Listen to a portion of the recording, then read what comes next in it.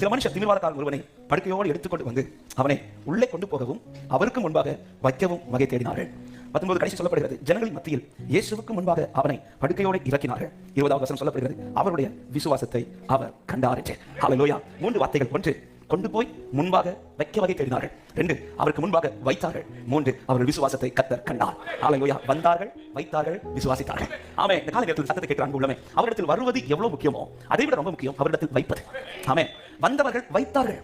முதல்ல அவருடைய தீர்மானம் எதுவா இருந்துச்சுன்னா, எப்படியாவது உள்ள போயிடணும், எப்படியாவது அவருக்கு முன்னாடி போயிடணும், எப்படியாவது அவர் சமூகத்துல போய் இருந்தணும். இதுதான் முதல் தீர்மானம். இரண்டாவது தீர்மானம் என்னன்னா, போறது மட்டும் இல்ல, நான் தூக்கிட்டு போறது அங்க வச்சிரணும். ஆமென். வருகிறவர்கள் திரும்பி போகும்போது எப்படி போவார்கள் தெரியல, ஆனா வந்து அவரிடத்தில் வைத்தவர்கள். ஆமென். வருகிறவர்கள் திரும்பி போகும்போது எப்படி போவார்கள் தெரியல, ஆனா வந்து அவரிடத்தில் வைத்தவர்கள் திரும்பி போகும்போது வெறுமையாய் போக மாட்டார்கள். அவர்களை கர்த்தர் திருப்தியாக்கி தான் அனுப்புவார். ஹல்லேலூயா. இன்னைக்கு அநேகருடைய காரியங்கள் இன்னும் நம்ம லைஃப்ல இருந்து ஏன் மாறலனா, வர்றோம் வைக்க மாட்டோம். ஹல்லேலூயா. வருகிறோம் ஆனா அவர் கிட்ட வைக்க மாட்டேங்கிறோம். அந்த தூக்கிட்டு வந்து 4 பேரும் எடுத்த தீர்மானத்துல ஒரு தீர்மானம் என்னன்னா, கொண்டு போயிட்டு நம்ம திரும்ப இதை கொண்டு வரக்கூடாது. அவரிடத்துல நான் கொண்டு போறேன்னா அது திரும்ப என் கையில் அப்படியே வராது. அந்த காரியத்துல கர்த்தர் ஏதோ ஒண்ணு எனக்காய் செய்வார் என்று விசுவாசிக்கிற உள்ளங்கள் மாத்திரம் சத்தமா ஆமென் சொல்லுங்க பார்க்கலாம். அவரிடத்தில் போன ஒரு காரியம் திரும்ப அப்படியே வருதுன்னா நான் இன்னும் சரியா வைக்கலன்னு அர்த்தம். ஹல்லேலூயா. ஆமென். அன்னால் முதல் முறை எல்லாம் ஆலயத்துக்குள்ள போறது, ஒவ்வொரு முறை பண்டிகை நாட்கள்ல பலியிடும் நாட்கள்ல சாமுவேல் கூட எல்கானா கூட ஆலயத்துக்கு போகிறவள் தான். ஆனால் ஒரு நாள் அவள் போகும்போது என்ன செய்தானா, இதுவரை செய்யாத ஒண்ணு. எப்பவுமே சமூகத்தில் வந்தவள் அன்னைக்கு சமூகத்துல இறக்கி வைக்கிறான். வந்தவள் வைக்க மறந்துட்டா.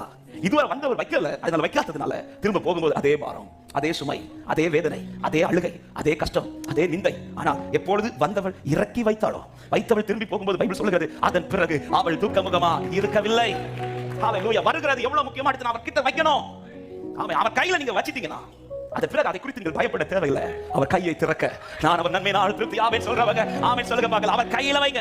ஆண்டவர் உங்களுடைய விசுவாசத்தை பார்க்கிறார். அவருடைய விசுவாசம் என்ன, நான் கொண்டு வந்தது மட்டும் இல்ல, அவருக்கு முன்னாடி வச்சேன். ஏன்னா அவனுக்குள்ள என்ன நம்பிக்கையில வைக்கிறான், நான் வச்சிட்டேனா நான் திரும்பி போகும்போது திரும்ப தூக்க கர்த்தர் விட மாட்டார். தூக்க விட மாட்டார். எத்தனை பேர் நம்புறீங்க அவர் கையில நான் வச்சிட்டேனா திரும்ப இந்த சூழ்நிலை என் வாழ்க்கையில தொடர கர்த்தர் விட மாட்டார்னு சொல்றவங்க ஆமென் சொல்லுங்க பார்க்கலாம். இரண்டாவது ஒரு காரியம், வைத்த பிறகு நாம எப்படி இருக்கணும் தெரியுமா? ஆமென். இந்த 4 பேரை கொண்டு வந்து வச்சாங்களே தவிர ஏதாவது கேட்டாங்களா? ஆண்டவர் இவனை எழுப்புங்க, இவனுக்கு ஒரு அற்புதம் செய்யுங்க, எதுவுமே கேட்கல. வச்சவங்களுக்கு ஒரு நம்பிக்கை இருக்கு. ஆமென். இவனுக்கு என்ன செய்யணும்னு அவருக்கு தெரியும். அதன் அர்த்தம் என்ன, என் விஷயத்தை நான் வைக்கணுமே தவிர நான் அவருக்கு ஆலோசனை சொல்லக்கூடாது.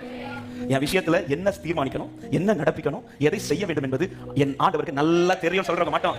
ஆமென். இன்னைக்கு நிறைய பேர் விஷயத்தை வச்சிட்டு நாம கைடன்ஸ் கொடுக்கிறோம். ஆண்டவரே இதை செய்ய, ஆண்டவரே இப்படி செய்ய, ஆண்டவரே எனக்கு இந்த காரியத்துல இந்த மாதிரி அற்புதம் செய்ய, ஆண்டவரே ஒரு தேவனை நல்லா புரிஞ்சுக்கணும். அவர் கையில கொடுத்த காரியத்தை நான் கொடுத்துட்டு நான் பேசாம நின்னா போதும், அது எப்படி செய்தா எனக்கு நன்மையோ அவர் அப்படி செய்ய வல்லவராக இருக்கிறார். அதுல கொடுத்தவங்க ஒரு வார்த்தை பேசல, வச்சிட்டாங்க அவ்வளவுதான். வச்சிட்டு ஒதுக்கி நிக்கிறாங்க. அந்த இடத்துல ஆலோசனை கொடுக்கவில்லை. அந்த இடத்துல ஆண்டவரே எனக்கு இப்படி செய்யுங்க கேட்கல. ஆமென். ஏன்னா அவங்களுக்கு தெரியும் நான் கேட்கிறதை செய்கிறதை தாண்டி அவர் நினைத்தது செய்கிறது தான் என் வாழ்க்கைக்கு ஆசீர்வாதம் சொல்றவங்க மாத்திரம்